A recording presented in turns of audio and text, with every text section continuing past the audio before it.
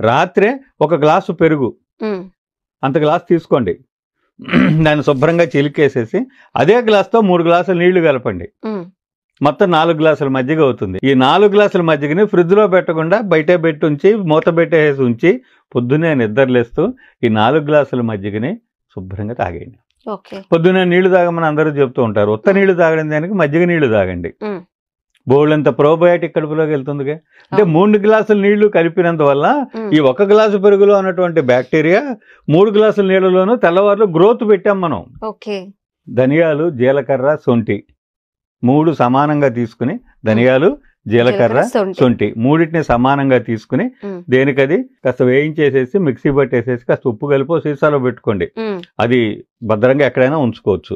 ఈ మజ్జిగలో 1 చెంచానో 2 చెంచాలు మీరు తీసుకునే క్వాంటిటీని బట్టి తగినంత ఆ శొంఠి పొడి, ధనియాలు, జీలకర్ర, శొంఠి పొడి వేసుకుని మజ్జిగ తాగితే పొట్టలో ఉన్నటువంటి దోషాలు పోతాయి.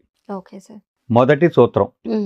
రెండో సూత్రం ఏంటంటే మనకి కావలసినటువంటి విటమిన్లు అన్నీ ఏ లోపానికైనా వర్తిస్తుంది. ఇప్పుడు నేను చెప్పేది ఒక్క B12 గురించే నేను చెప్పట్లా, విటమిన్ డెఫిషియన్సీలతో బాధపడే వ్యక్తులందరికీ పనికొచ్చే విషయాలు నేను చెప్తున్నాను.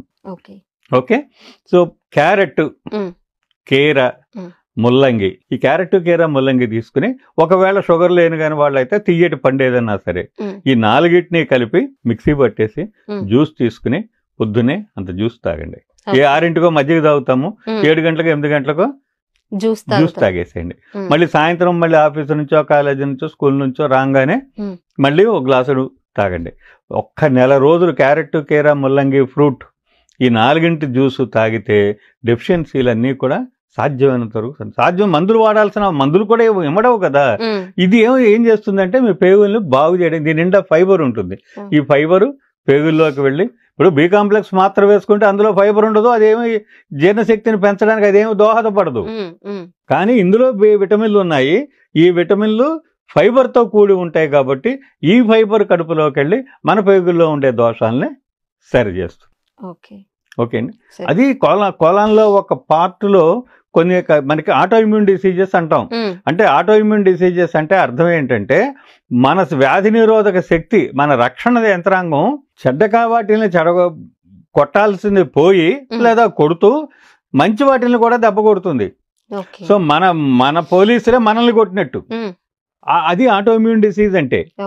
అప్పుడు ఏమవుతుంది, అట్లా కొట్టడం వలన B12ని అబ్సార్బ్ చేసేటువంటి కణజాలాన్ని ఈ ఆటో ఇమ్యూన్ సిస్టమ్ దెబ్బ కొడుతుంది. అందువలన డెఫిషియన్సీ వస్తుంది. సో ఎప్పుడైతే మనం ఈ క్యారెట్, కీర, ముల్లంగి, ఫ్రూట్ ఈ